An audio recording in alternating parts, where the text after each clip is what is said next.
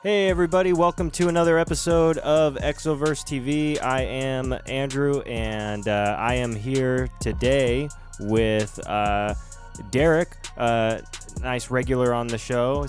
What's up, Derek? How are you? Pretty good. Once again, thank you again for coming to the new place. I know you were here for the last episode I did, Yeah, but you got a nice setup. yeah, thank you. Nice Trying toys. to get a nice flow going. I am also here today. I get to introduce somebody new to everybody. My lovely, beautiful, and hilarious fiance, Melissa. Say hi, Melissa. Hello. How you doing? I'm good. How Yeah? are you? Yeah. Super pregnant. Yeah. Super pregnant. Super pregnant. 25 weeks. So Look at that intro.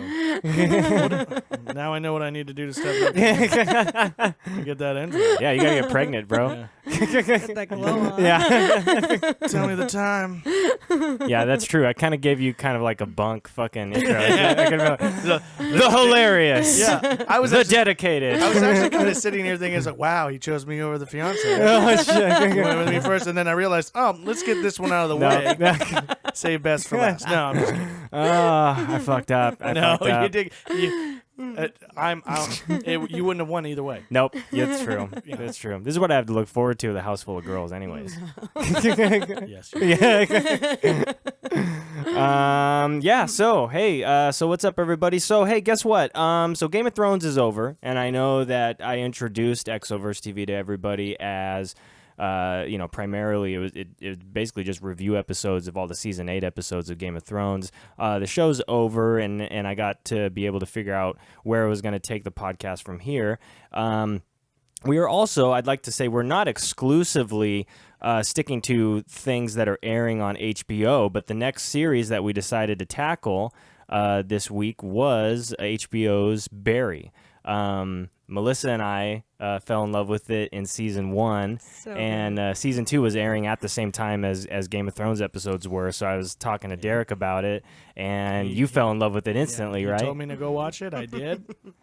Almost blew through the whole first season in like one sitting. Yeah. Yeah. Yeah, so this show's fantastic. I don't know how you would categorize it, which is probably, an indication of why it's so amazing. It's a dark comedy. Yeah, it's a dark comedy, but it doesn't follow.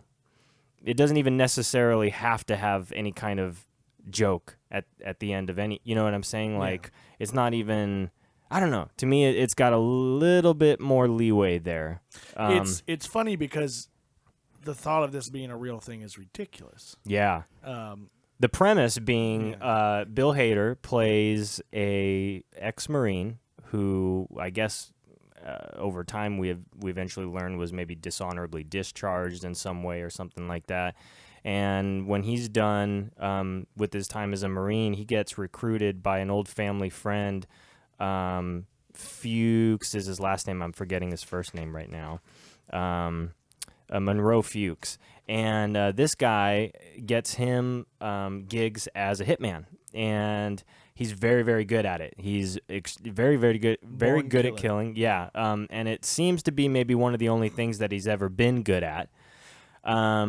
He's a guy who hasn't had very many relationships in his life, something that you pointed out really well when you were reviewing the show with me just while we were watching it. Just talking about how easily it is for everybody to walk all over him and coax him into doing whatever they need him to do. Fuchs or some people that we're going to discuss that he meets here shortly. But anyways, during one of his hits, we meet, this is pretty much the pilot episode and how this plays out, how we meet everybody. During one of his hits, he follows his target to an acting class and makes a major error as a hitman and makes contact and speaks to his target. His name is Ryan Madison, and he's one of these actors in this theater group, and he gets him to help him with this scene up on stage. And as soon as he gets a little bit of attention and people kind of clap for him and stuff like that, he kind of falls in love with it right then and there, I think. The acting bug. Yep, he catches that bug and It's real. and realizes that there's something else that he might be able to do with his life. And the show is basically the struggle that he has trying to break away from his life as a very, very successful hitman. And he's a guy who's attempting to be an actor, and he's absolutely terrible at it. Yeah.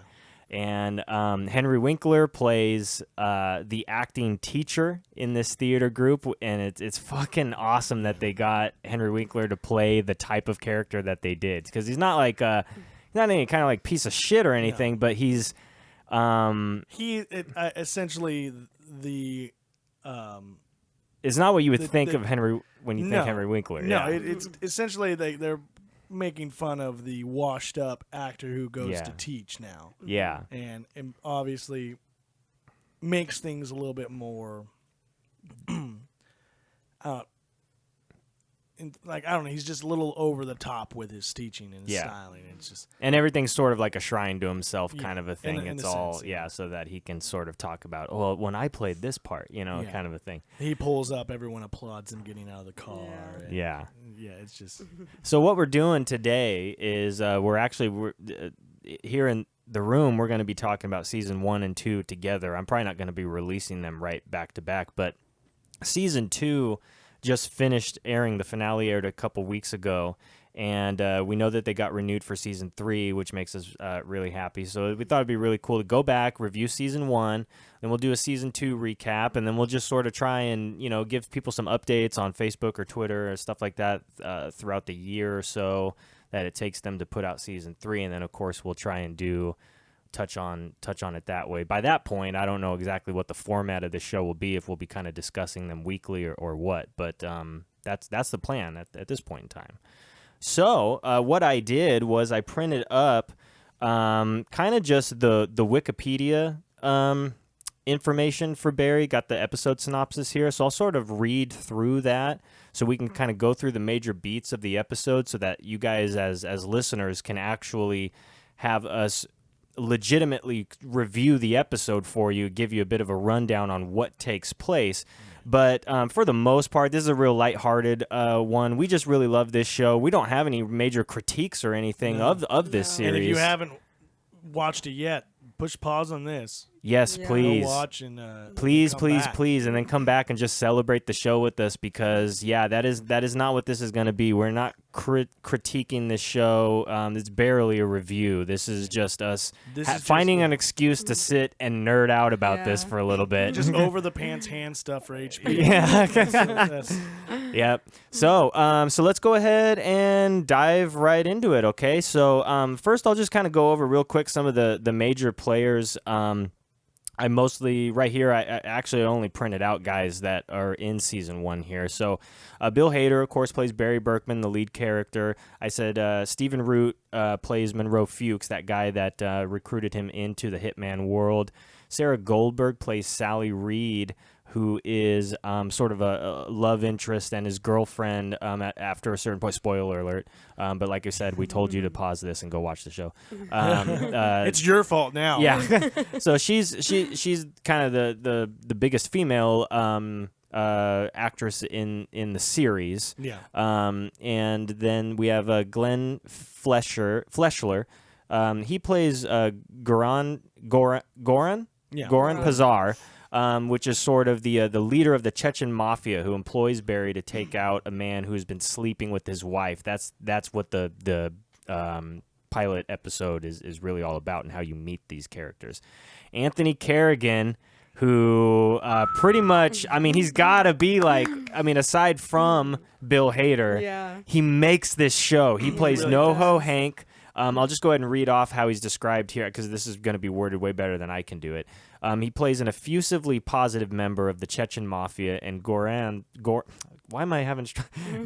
right-hand man. He later becomes the leader of the Chechen mafia himself, but struggles with the... I could have read that for... So spoiler alert again. Yeah. But So we're going to go through it. yeah, well, anyways, he's cool. Henry Winkler plays Gene Cousineau. He is that acting teacher. We also have Paula Newsome, who plays Detective Janice Moss. She's going to be a fun character to know. She's going to be somebody who Gene Cousineau has a lot of interaction with. And then a bunch of other characters that are really fun, a lot of other people that are actors in that theater group and everything like that. Lots of fun side characters and all of that. Is there anybody super important that I should be pointing out for season 1 that I missed? No? I don't think so. Well, no, I think you nailed it right there. Okay. So chapter 1, the episodes are titled as chapters. So chapter 1 is Make Your Mark. We kind of, like I've been alluding or been referring back to the fact that a lot of this stuff is what the premise of the pilot episode is. Barry Berkman, a Marine turned hitman, is sent by his handler, Monroe Fuchs, to Los Angeles to perform a hit for the Chechen mob boss, Grand Pazar. He wants him to kill this Ryan Madison guy who has been sleeping with his wife. What did you guys think of the way that Bill Hader sort of stumbles into the theater? I know that you, Derek, were talking about how that's exactly what it looks like when you step into that kind of a place. Yeah, it's it's really interesting. These theater actors and film actors are quite a different breed, and it's really funny because it's like the theater people, they breathe it. It's they live there. Like the stage is their home. Anywhere else is just until they can get to the stage again. And so when they're there, all they do is talk about it, what they've done on stage, what they're about to do, what they could kind of almost tooting their own horn without tooting their horn. And it's just, it seemed just like that. Like these type of people were just well done. The actors did a great job portraying them and walking in. You see them rehearsing poorly. Yeah. Nervous for reasons of getting to perform in front of their idol instructor, Henry Winkler, Gene. Yeah. But yeah, it's just well done setup just to get for Barry to walk in and get his first little taste of who these people are. Right? Yeah. And what they're doing, what they love to do, and they're not holding back. They're not. They don't apologize for it, who they are, and they're just doing it. Yeah. And they're all here to do it together, or just eventually beat each other out for parts and shit. Yeah, they also don't know who they are. Yeah. And that is their whole life struggle, is trying to figure out like what major moment, what single moment in my childhood defines me. Yeah. So, Barry tries to back out of the hit because he likes these guys. He likes what they get to do and how they all get to feel. And he liked how it felt when everybody gave him a round of applause when he was on stage and he delivered that line terribly. And so he tries to back out of the hit, and Fuchs tells him that, these Chechens are fucking serious and they're going to kill the hell out of us if you don't follow through with it. Yeah. He's witnessed by NoHo Hank, driving Ryan home and being buddy-buddy with him. And and the reason why I'm talking so much about this, just this pilot episode, is because that's obviously setting a lot of things up and letting you understand where everybody met each other at. He meets Sally, really kind of gets to know her and everything, and actually meets her while they're out drinking that night, and dancing and stuff like that at the bar. That he was witnessed not fulfilling the hit by NoHo Hank, and they go ahead and they take care of the job for him. He's approaching Ryan to what? What was he doing when he showed up? He was going to kill him? He was showing up. He was showing up. What was the... Oh, okay, Ryan. That's right. But we see Ryan Madison pulling up, and so he was just coming home from class, right? Somewhere we don't know where he's coming from. Yeah. So anyways, Maybe it was the bar afterwards. I don't know. Yeah, it was a crazy scene. So he's he pulls up at home, kind of goes right off screen a little bit, and then as Barry's approaching his car to go ahead and follow through with it and pulls out his gun, Ryan's brain's already blown out all over the place, and he looks across the street and he sees the Chechens in the car, including NoHo Hank, and this was a really, really well done scene. I mean, this scene showed you how it made you realize how serious. Yeah, I mean, it really, it's what I think would sell anybody who laughs at the premise. Like Bill Hader as a hitman, Yeah. it's like, okay, watch this. Yeah. Are you fucking serious? Nails this scene as like Are you fucking serious? Yeah, like serious? yeah. No, we'll get into that. Yeah. So yeah, he seemingly, as far as we know, he kills everybody in that car, and that's pretty much. I mean, that's about how that pilot episode winds down. He runs from the scene, goes into a diner. We see Melissa Villaseñor kind of got a little guest appearance there for a moment as a waitress, and he tells her that he's an actor. She's an actress practicing for lines. He goes, "I'm an actor too," and that's he's made up his mind that he's going to try this, and that's the pilot episode. That's how the series is set up, and then it just gets fucking crazier from here. Chapter 2 is when we meet all of the detectives and everything that are going to be working on this case throughout the season because of Ryan's death. They are aware and that the dead Chechens. What? Oh yeah. And the dead Chechens that are there. They confiscate, or what's the word I'm trying to get? But they take a lipstick camera from the dash cam of the car that NoHo Hank left there because he's a what does he say? He's like he's a gearhead. Yeah. He's a gearhead. Yeah. He can't help himself. So unfortunately NoHo Hank filmed the whole scene and the detectives got their hands on it, and that becomes a big key piece of evidence throughout the season, is trying to figure out who the fuck the fuzzy figure is in the footage, because they can't see a face. They can just tell that, obviously there's like a tall, skinny guy pulling a trigger. We also find out that NoHo Hank survived, which made me very, very relieved. Yeah. Do you remember when we first watched that back when it originally aired? Yeah. And I was just like, we first meet NoHo Hank, and I was like, really funny. I fucking love this guy. If this guy Such a good is character. in this show like the whole time, I'm in. I'm in. And then at the end of that pilot episode, I was like, no, fuck.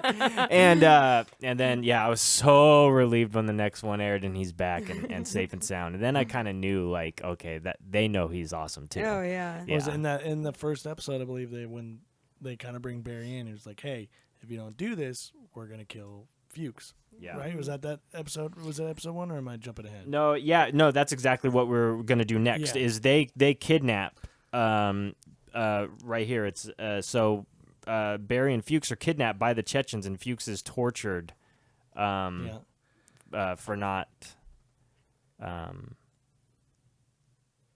but no, it's wait, oh shoot, why am I drawing a blank here on Because why? Barry didn't Barry make his didn't do the mark. job. Just because he Yeah. didn't do And it. then Yeah, he killed okay. some of his men. Yeah. And then that's the scene that then they tell him that he can do this other thing, Yeah. and then they Or- won't kill Fuchs. But if you don't do it, we're gonna kill Fuchs. And Yeah. he didn't want to do it. Yeah. And it's like, we'll kill him right now, or whatever. And he finally agreed to do it, so he didn't watch Fuchs die. Yeah. And NoHo's lines, oh, he cares for the Fuchs. Yeah. That's nice. Yeah. In that first pilot, in the first opening scene, it's Barry waking up in his apartment and it's snowing outside because they're from, is it like Ohio? Cleveland, Or yeah. And, there's no pictures on the wall. There's like some posters, like just band posters, no frames or nothing. It almost looks like a teenager's room. But there's no pictures of any family. He's got like his medals and stuff, but that's about it. And there's no sense of like home. It's a very empty, just place for him to go. Yeah, that's a good point. And also, it kind of just shows that he doesn't have really too much. It doesn't have much interests other than that maybe there's a band or two he likes. But Yeah. Yeah. He There like isn't really hasn't going on. had an opportunity to Wasn't he discover playing himself. a video game? Like Yeah, he plays a video Yeah. game, Yeah. plays a racing game or something. Right? something like that. Yeah. That little montage. Just- Yeah, and the- then yeah. Fuchs enters, and that's the only Well, only he's kind sleeping, of person right? that he has. Isn't that yeah. while he was sleeping? Yeah, he like wakes up and he's like, "What are you doing here? How long have you been watching me sleep?" Yeah. Yeah, that was too weird, too creepy.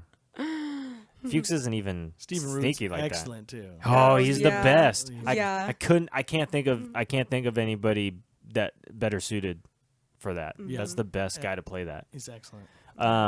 Yeah, so Gene, of course, then informs the class that Ryan has been murdered, and sends everybody home to grieve, but of course still charges full price for the day. Because that's the Gene Cousineau way. No refunds. They plan an onstage memorial service for Ryan where all members will perform a piece in his honor. Sally asks Barry to perform a scene from Doubt, the last piece she and Ryan performed together in class. That was pretty funny. The whole thing of Gene walking in on them while he's trying to find the bathroom, and they're rehearsing the lines, and he's just like, he has to go so bad, and he's just like, wait, you're not doing Doubt, are you? At the service, Gene has Ryan's father show up, who delivers an impassioned speech. The speech causes Barry significant distress because he has never before seen the grief and pain he has inflicted on people who knew Barry's victims. So this is a huge part. The last minute, Barry declines to perform the Doubt piece because he is still shaken from the encounter with Ryan's father. Barry walks Sally home, at which time she expresses her desire to have sex with him, to sleep with him. To Sally's surprise, Barry declines her advances and rushes off. And from afar, a Chechen takes a photo of Sally, and that's how episode 2 closes there. So what'd you guys think of that? Any thoughts on episode 2? Any special notes that you had taken there, Melissa? No, Not really? No, yeah, I Were you in love with the show yet at this point? Oh, it was the first episode. I Okay. was in love with the show. This was also pretty powerful because I thought in episode 1, 2, I think we kind of glossed over. Barry uses a true story. He kind of vents to Gene. Yes, that letting is him very into- important. Yeah. Letting him into the class, and he tells the story pretty much how he's ex-military who's become a hitman, but he doesn't want to do it anymore, and he's just venting. But Gene takes it as a piece. He thinks he's doing a monologue, and he's using. Wait, are you telling me that was an improvisation? Yeah, and so you can see that his emotions are what really make him the good actor. And so I thought this was going to be a good setup for him to see the dad's speech and get sad and just deliver again on another good piece, which they didn't do. So at first I was thinking, oh man, they missed out on that. That would have been really good. That would have been just furthering the point more, which later down the road they do. So they didn't need to do it now. And it's almost, now I'm glad that they didn't, because that would have been something they just overused. Yeah, that's probably, they benefited, something like that's probably part of something that is a huge benefit from writing the entire season in advance rather than kind of like going at along and everything. All right, so chapter 3, make the unsafe choice. This one is titled. Barry is ready to kill the Chechen's next target, Paco, but is told to wait by Noho Hank. Pizar's new assassin, Stovka, arrives and is instructed to kill Barry and Fuchs once Barry returns.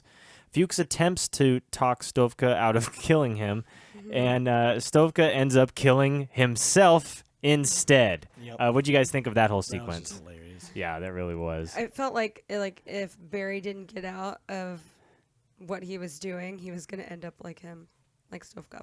Yeah, right. Like that. Oh, that's old. That's old Barry. Yeah, that would have been old Barry. That's awesome, because I didn't even. that never occurred to me. Yeah, a life of murder just is. Fuck, that's why you're on this show. It's not going to be fulfilling. No, that's a really solid point. That's a really solid point. And of course, who's talking to him when he decides to kill himself? Fuchs, who's just spewing bullshit to him to try to save his own life. Oh, who spews bullshit to Barry to keep him doing the job. Oh no. Foreshadowing. Yeah. If this was Game of Thrones season 7, yes, and of course it would have been over though. He would have killed himself in the next episode. Yeah, because they got to speed shit up. All right, yeah. So hey, and who does that actor is very recognizable. Oh yeah, I know I've Oh, seen him in yeah, stuff, he's but in everything. He's, Yeah. he's literally any homeless man, any yeah, drunken old man at a bar. yeah. So I apologize for not having his name ready here, but yeah, that guy was awesome. That guy Yeah. was great. Detective Moss and Loach learn of Ryan Madison's connection to Pizarre and question Gene and his students. Barry helps Sally prepare for an audition where Sally learns the lead actress is a former friend who she had worked with on a failed TV series. Sally's devastated by the other actress's success and cries during her audition. This stuff here early on in the show, I think we struggled to like her character very Yeah. much, and I think during stuff like this, I wouldn't say we checked out on first viewing, No.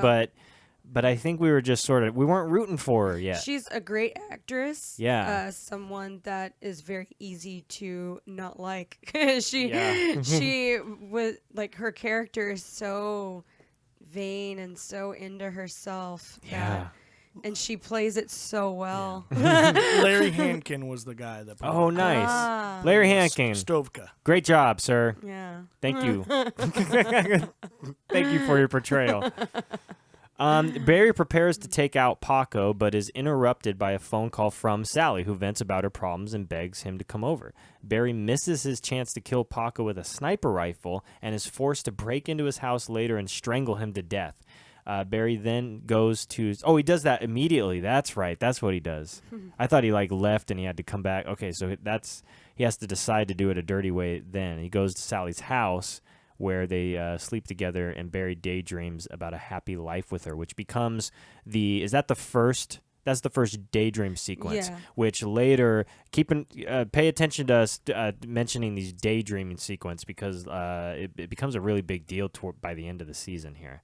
And really, that's the way episode 3 went. Was there anything special about episode 3 that you guys remember? Mm-mm.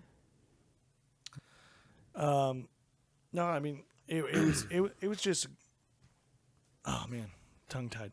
No, it was just a solid flow episode. It kept the movement going. It wasn't anything wrong with it whatsoever. It still was really good. But yeah, that's where I think we really start to get a bigger picture of Sally. Yeah. Mm-hmm. And I think we also, that was kind of, if I remember correctly, we also got a really big taste of, there was a lot of the detectives, Moss and Loach, their interactions whole together getting and stuff like together. that, their dynamic.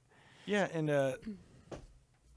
with Sally, like you said, I didn't really like her, but that's how Yeah. good of an actress she is. She's playing this very egotistical, Oh, yeah. self-centered person. It's about me, and anybody. Yeah. And there's a lot of people you meet out there where they start talking about something, and it's just well, oh yeah, just like that, but with me, I've done that, but then this. Yeah. You know, they kind of tell, you tell them a story. It's oh yeah, me too. Mm-hmm. Yeah. And it's Yeah. no, not you two. We Yeah. So chapter 4, titled "Commit to You." This is one of my favorites. This is where stuff really starts getting crazy. We meet a bunch of new people, new players. This episode as well. Barry reconnects with Chris, an old military friend. Fuchs gives Barry his next job. Let's go ahead and let's go ahead and start with just Chris, meeting him and his Chris's Marine buddies. Did you like those guys? Did they seem... Oh no, you don't like them. No. You're not supposed to, but at the same time, Yeah, they're a couple of meatheads. great characters. Yeah. They're just rampaging, acting like a bunch of frat bros at a party with a bunch of actors, you know. So you can imagine how they're making everybody super uncomfortable. Fuchs gives Barry his next job to raid a Bolivian stash house, but Barry believes it to be too dangerous and backs out. Sally prepares for an audition with her agent. She rejects his sexual advances, and he claims he was only joking. Yeah, that was fucking creepy. That was a weird... Welcome to Hollywood. Yeah, and that guy, I mean, the way that... Yeah, that seemed...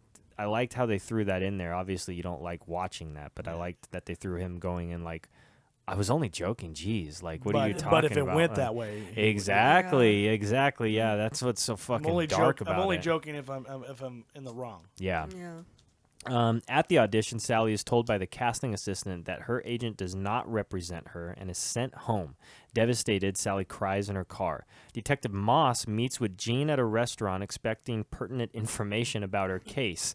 Realizing it is actually a date, she stays anyways. This was awesome. I love Jean and Detective Moss and her kind of giving him a shot. I think when he propositions her that if it's not the best plate of whatever Chicken kind of a la king. yeah, chicken a la king she's ever had, she can just kick him right in the Good balls. swift kick in the Yeah. balls.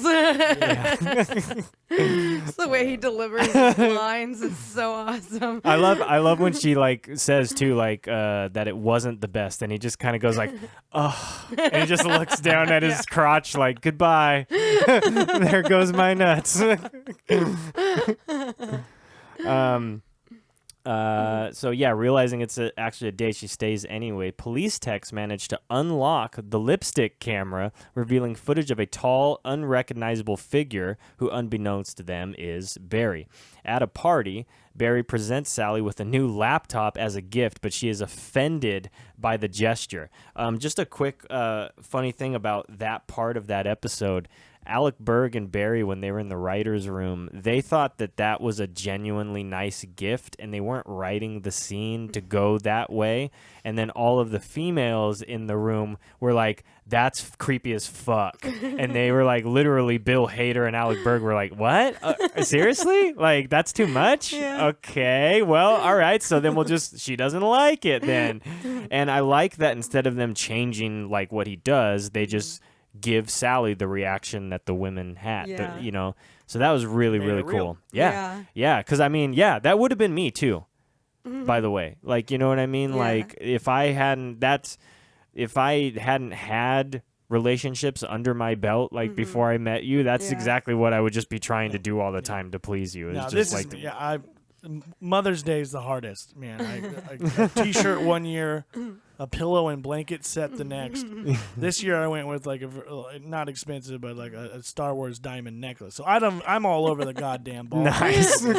Shit. I have no idea. Yeah, And- next year's gonna be tough. And I don't know. Well, I don't know. The reaction wise, I didn't get a good reaction or a bad reaction. I got no reaction, so I don't know where I'm at. So Oh just like, no. was that good? Was that bad? Well, I think that kind of it's a clean slate. You can go back to like Starbucks gift cards. Yeah. You know what I mean? I'll take a start Starbucks gift card. Put that on a necklace. Yeah.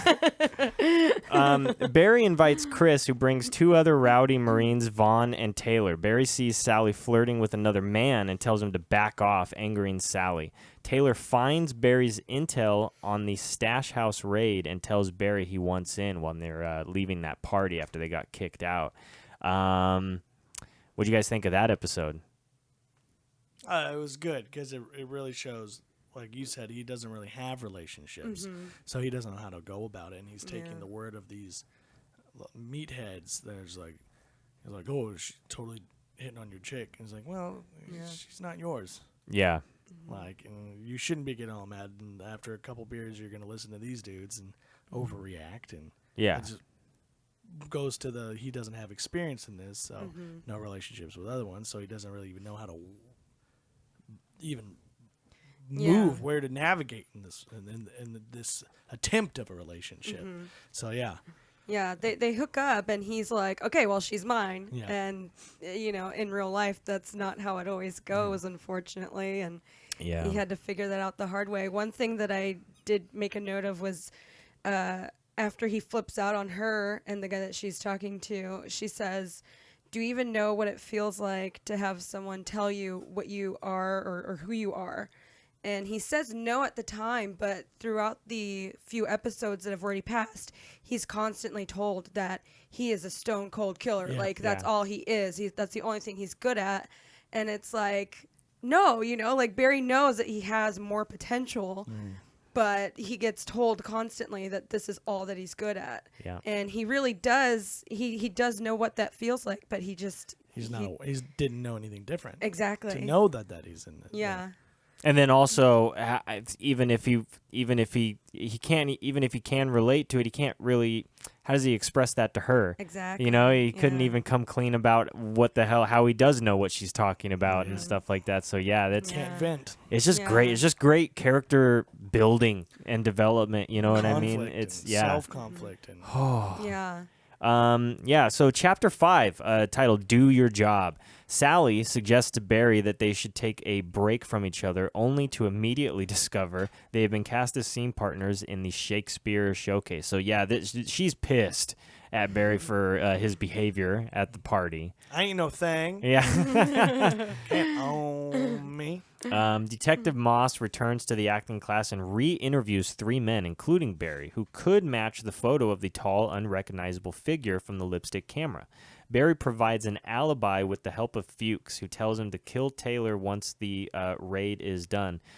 So yeah, this is the part here where Barry and Fuchs, they have this elaborate system, right, of like these fictional characters that they are anytime that they're in a jam, right? Isn't this they a have part their where own they phone so set if he references him by this name, he's got a particular phone Yep. that's got some stuff yeah, you the know written box. on it, yeah, so that he knows like, okay, I gotta act like I'm in a big shop here or whatever. Yeah. So genius. That's so fun. So Fuchs tells him to kill Taylor once the raid is done. Barry reluctantly agrees despite his qualms about killing a fellow Marine. The acting class discusses the morality of Macbeth, and Barry tells the class, I've killed people. I should just go and blow my brains out. That was a great scene. Yeah. Referring to the time as his time as a Marine.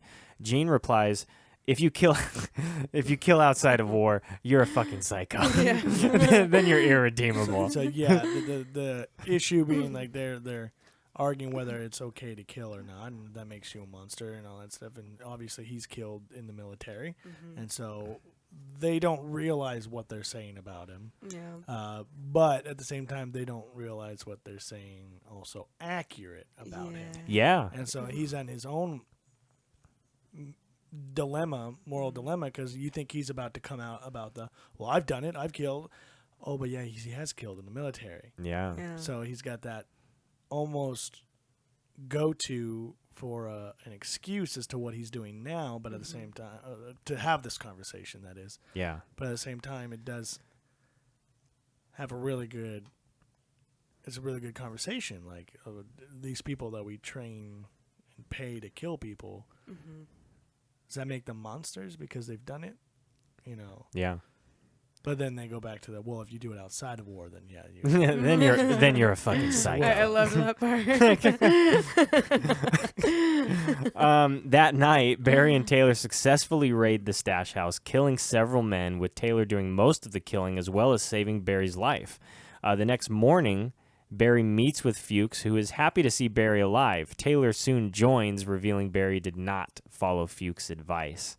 What'd you guys think of that whole sequence of them, that raid and everything? Oh, the whole, okay, well done. Yeah. Like, Yeah. you can tell they had some military people on set with them to kind of go over Yeah. step by step how they would go about it. Yeah. And you could see it.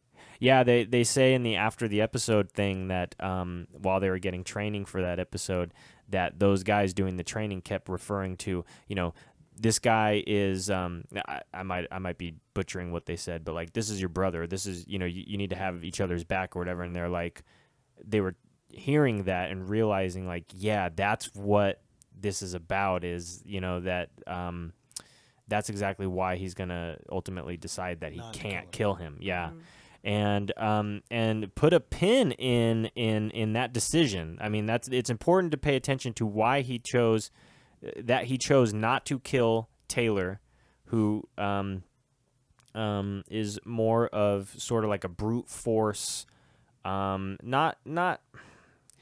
I guess he's kind of like a bad Marine, really. I mean, because he's all gung ho, rah rah, just wants to yeah. blow shit up and kill people, right? Yeah. So he doesn't represent like an all American classic Marine, what you want out of your veteran, you know what I mean? And so it just keep that in mind while we talk about some of this later stuff going on in the story. Chapter 6, listen with your ears, react with your face. Barry and Fuchs survey a desert airstrip where the Bolivian drug lord Cristobal Cifuentes is set to land, and Fuchs tells Barry he wants Taylor gone. At the stash house, Pizarro tells, Vasha? To stop. That's the guy. That's that weird guy. Okay, tells Vasha to stop photographing Barry. That part was super funny. That's the part where, isn't that the part where Goran is kind of mocking the Bolivians? He gets on his knees and he's like, soon they will come to take the stash house. And he's like, he's on his knees, and Noho Hank's like, oh yeah, because they're so short. Yeah. And then this Vasha guy comes up and he starts like ratting on Barry for not doing what he's supposed to, whatever. And they're just like, what the fuck is wrong with you? Who told you? Yeah. Who told you to go photograph Barry? He's like, we're not supposed to be connected. If you seen photographing Barry, then we're connected to Barry. So there's like kind of this running gag with this Vasha guy because Barry killed his brother and he wants revenge. That's exactly the next line. Vasha wants revenge because Barry killed his brother. After spending the night with prophet. Yeah. After spending the night with Jean, Detective Moss tells him their relationship crosses a line and she is investigating his class. At Taylor's apartment, Barry tells him he could take over Barry's job and work for Fuchs, but Taylor tells Barry he should just kill Fuchs. And he seemed like it was funny. Barry was kind of like, wait, I can do that? Yeah. Like, just like, what are you talking about? Like, I could just, like, take matters into my own hands. Well, yeah, he's the guy that set the tasks, not... He wasn't the task. Yeah. So. Without Barry's knowledge, Taylor stuffs money stolen from the stash house into Barry's backpack. At acting class, Barry finds the money and hides it in the bathroom ceiling. Vasha arrives at the class and follows Sally to her car, but bumps into Moss, who has come to rekindle her relationship with Jean. Vasha runs, and Moss eventually kills him in a shootout, which leads the detectives to find the cash hidden in the bathroom. Barry tells Taylor that he... by the way, I love how well done this is, them having such a good excuse to have to be coming back there. You know what I mean? Yeah. Like, that was really, really cool. Barry tells Taylor he will do the job. He'll do the job alone, but Taylor arrives with Vaughn and Chris to bum rush the airstrip, having followed advice he found in Barry's copy of Jean's book. They drive to the airfield, but are ambushed by gunfire. So, this episode closes in a really cool way. Of everybody, they decide they don't take the right turn in the SUV that they're using to head to the airstrip, and instead Taylor just decides to put on what are they? And he just fucking floors it, and the last shot are several rounds. You hear them at first in the distance, and then several rounds of gunfire coming through That was really well done, the windshield. Yeah. Yeah, and then obviously you can tell that Taylor and Vaughn are at least hit, and the car crashes, and that is how that episode closes. The next episode, Chapter 7, Loud, Fast, and Keep Going, it opens from the perspective of the other side of the Bolivians that have shown up on the airstrip there. And it's the guys that ended up having to fire those guns from the other side of the airstrip at Vaughn and Taylor and everybody. It's them watching all of this stuff happening and then them making the decision to fire. So, Barry and Chris are the only survivors of this bum rush. After Chris kills a Bolivian gang member, the two escape the airfield and return to Los Angeles. Going immediately to rehearsal, Barry gives poor line delivery and is berated by Sally and Jean. The Chechens receive a call from their Bolivian assassination target, Cristobal Cifuentes, who says that there is no need for violence, as he would have gladly shared the stash house with them, and declares war on the Chechens. So this was really fun meeting Cristobal. Yeah. That guy is fucking awesome. He's kind of like, I don't want to use the wrong words here, but he sort of plays like he's kind of effeminate a little bit, like... Well, so is Noah Hank. Yeah, it's kind of weird. Like, maybe effeminate's not really even the word. It's for lack of a better term, but they kind of just play. They're very, very comfortable in their skin. and he's just fun. He's like talking to Pizarro, like, Yeah. I really wish that this didn't happen this way. Like, they wear their hearts on their sleeve. Yeah. They're not the typical mobster gangster with a hard, scarred faced, leather skin people. They're really just like, why? Like we're running a business. They understand what they need to do if they have to, but at the same time, it doesn't have to go that way. Yeah. And that's what's great about Michael Irby plays Cristobal. Nice. Yeah. But yeah, he's yeah, that guy's great. I might be More pronouncing Irby wrong. fantastic casting. Yeah. I mean, that is really, really cool. Yeah, he's no stranger to HBO. He was in season 2 of True Detective. Oh, really? Yeah, Oh, he's nice. now the president of the chapter motorcycle club in Mayans on FX. Which Oh, is okay. Which is a spin-off of Sons of Anarchy. Yeah. So he's Did you ever watch Sons of Anarchy? Yeah, I Oh, watched okay. that, yeah. and I believe he did what was it? I think he was in the SEAL team. SEAL team on CBS, and he was also in Fast and the Furious 5. Those are some.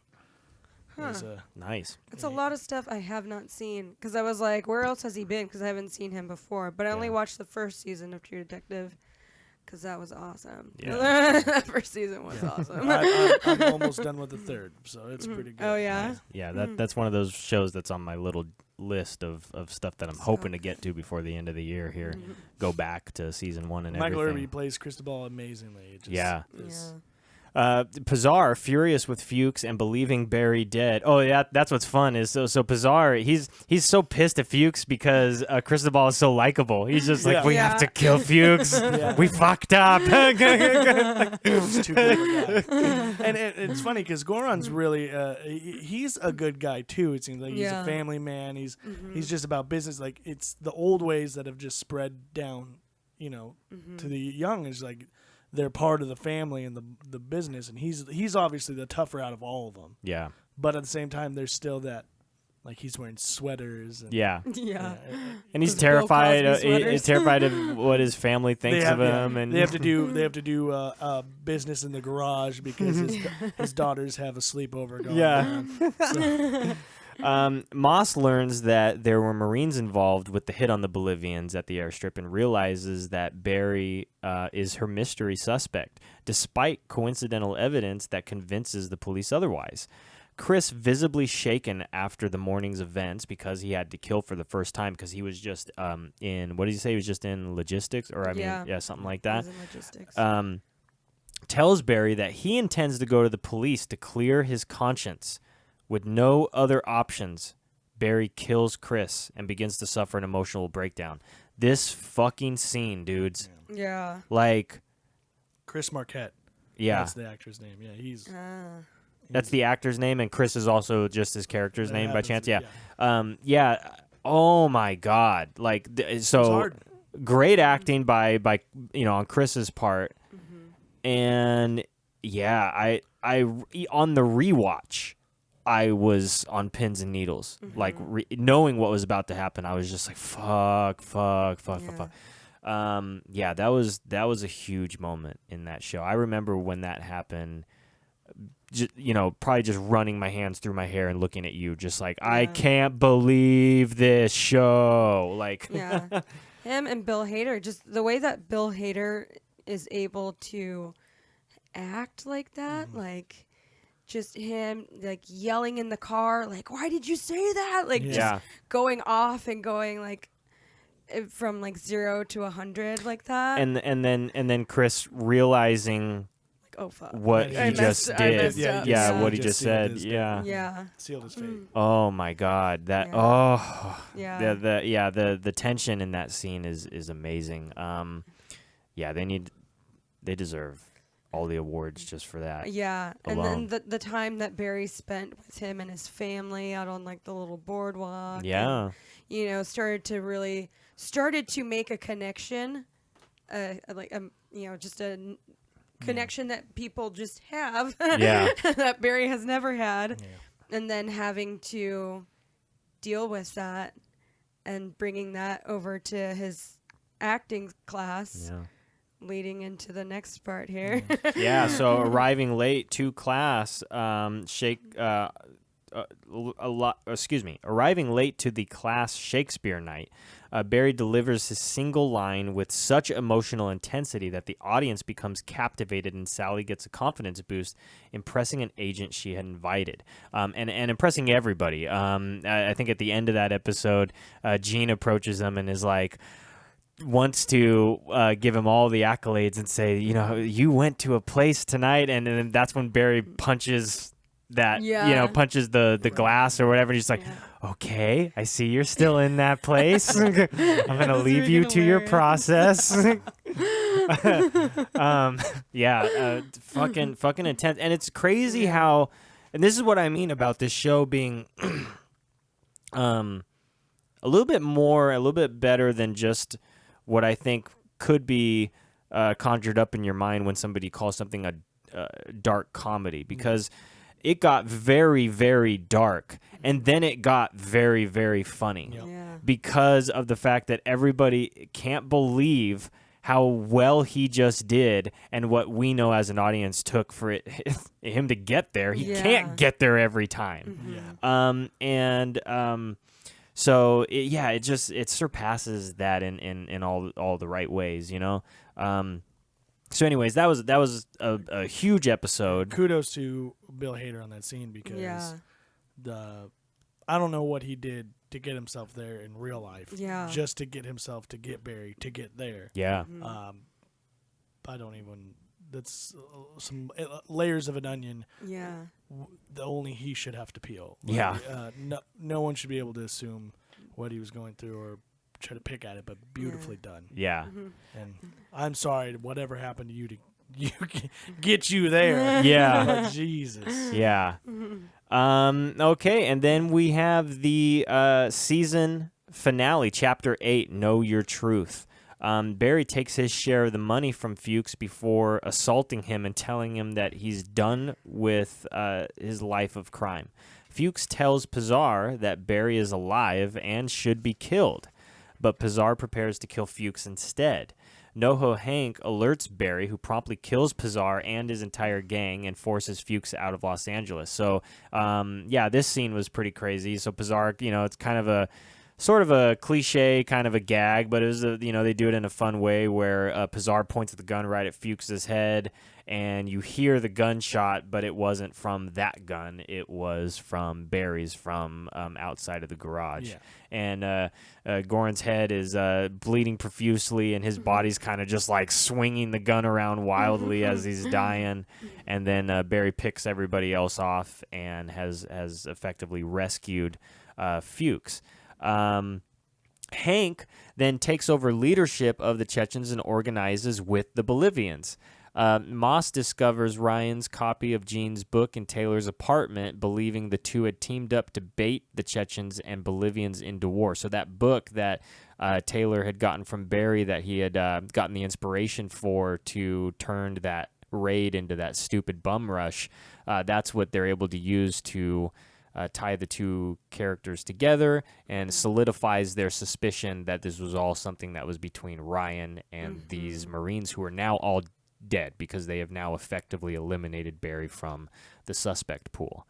The LAPD discovered Barry's massacre and conclude the Bolivians were responsible, closing the case and posthumously staining Ryan's reputation. Barry rejoins the acting class and starts a relationship with Sally again. A few weeks later, Gene invites Barry and Sally and Moss to his country home, where Moss becomes... Oh, well, it's going a little bit quick here. So this is before I read further, this is why it was important to... I thought maybe there's a couple more daydream sequences in these episodes, right? Yeah, there was the one where they're going through the grocery store looking for soup. Yeah. There's some moments where he's imagining himself later on in life. He imagines himself talking to his children, a son and daughter. Yeah, that's right, and teleporting them to school because they're living in the future and stuff. So there's these fun daydream sequences, and this is the halfway point of the finale. So this is about like 15 minutes in, and we start seeing this wonderful, fun, nice little sequence of Barry, Sally, Jean, and Moss at this cabin. And I think you naturally think that you're watching another one of these dream sequences, especially because everything is going so well. So a few weeks later, Jean invites him to his country home, where Moss becomes suspicious of Barry after learning he goes by his stage name, Barry Block. Her suspicion is further propelled when Jean tells Moss of the monologue that you mentioned from episode 1, where Barry gave about being a hitman, and confirmed when she discovers a link between Barry, Chris, and Taylor on Facebook. Barry begs her not to pursue things further. When she refuses, Barry retrieves a hidden gun and shots ring out off screen. It is unclear whether Moss survived. Barry returns to the still sleeping Sally and declares yet again to himself out loud that his criminal life is over. And that is how season 1 ends, without knowing exactly what has happened to Moss just now, and all of that. So, and of course, we also got to see, like, I brushed over it by mistake. I thought I was going to say a little bit more, but also NoHo Hank and Cristobal forming their relationship, and wondering where that's going to go. So this is nice. It's nice. Right? Yeah. And when the guys get to know each other, it's going to be super great. Yeah. And so that's the end of season 1. And so, obviously, like I said, we said at the beginning of this podcast, this is all just a celebration. So just real quick around the table, I mean, what did you think of season 1? Was it? Oh, it was fantastic. 1 to 10. 1 to 10? 10. 10. 1 to 10? I hate doing it, but yeah, it's definitely up there with a 10. Yeah. I gotta give it a 10. I guess I could give it maybe a 9.5 just because Always I room love for season. improvement. Yeah, because I love season 2 so much, and I want to give that a 10 because I think that they do even better in season 2. Oh yeah. So I guess just as a way of giving props to season 2, season 1. I used to do a little movie review thing on Facebook too, and I just couldn't do star systems or 1 through 10. Ooh, And yeah. what I decided to do was level of suggest, highly, medium, or low. Yeah. And so I highly suggest it. There you go. I like that too. Yeah, because I didn't do that with the Game of Thrones stuff because I don't really like it either. But I just knew we were going to give it 10s anyway. There's always room for improvement. That's why I don't like the 10. But at the same time, it Yeah. just feels wrong giving it a 9.5. Yeah, it's weird. Yeah, that whole 10, that 1 out of 10 thing is weird because I'm too kind. So even when a movie sucks, I'm not going to give it a 1. I'm going to give it probably 5 or 6 at least. So And what's a cup of tea for us might be a cup of piss for somebody. Yeah. So that's why I highly suggest it. If you don't like it, well, we differ, and I won't watch TV with you. So that's it's really that simple. It's that easy in 2019. We don't have to know each other. We don't have to hang out. It's red or blue. It's really what it is. Well, I'll do a I want to live in a bubble. Yeah. I'll civil war over this shit. I will. Yeah. So that's going to go ahead and conclude this episode of Exoverse TV. We're going to take a little bit of a break here. No way, Jose. Yeah. So, I just want to let you guys know, I went ahead and made actual separate Instagram account for Exoverse TV. It's just going to be posting maybe some extra things, might do some live video stuff on there occasionally once I kind of develop more of a flow with the show. So you can check that out, Exoverse TV on Instagram and Twitter, or Exoverse Media on Instagram and Facebook. We're going to go ahead and take a break here and talk to you guys in a couple of days when we pick back up on season 2 of Barry. So have a good one, guys. Thanks for listening. Bye.